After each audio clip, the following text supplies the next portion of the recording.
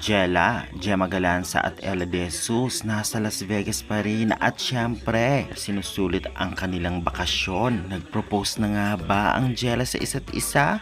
Well, atin yan itatopic this video. Kaya before that guys, please naman huwag niyong kalimutan mag-like, comment, and subscribe and pa-hit the notification bell for more valuable updates. Maraming salamat sa support, pa-like and share na rin.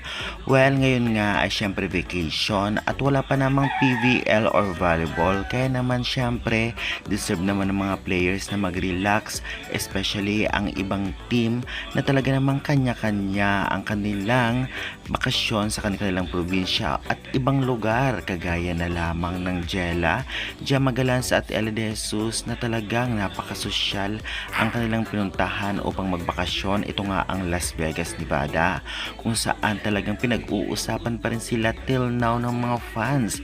Grabe talagang ini-enjoy nila at sinusulit nila habang bakasyon pa at wala pang PBL, dahil marami din nagsasabi na baka nag-propose na ang dalawa sa isa't isa na may paring na. Well, syempre ibubunyag naman niya kung sakali at nasa kanila naman yan, i-private man o i-public.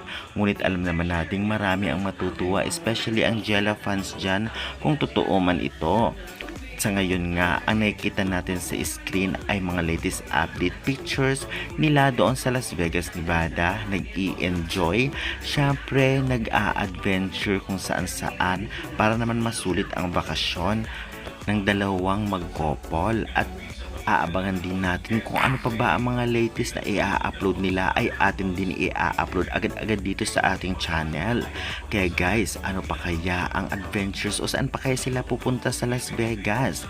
Anong date kaya sila uuwi upang mag-training kasama ng Creamline? Dahil alam naman natin mukhang walang Bernadette Pons at Alyssa Valdez ngayong PVL on tour na paparating.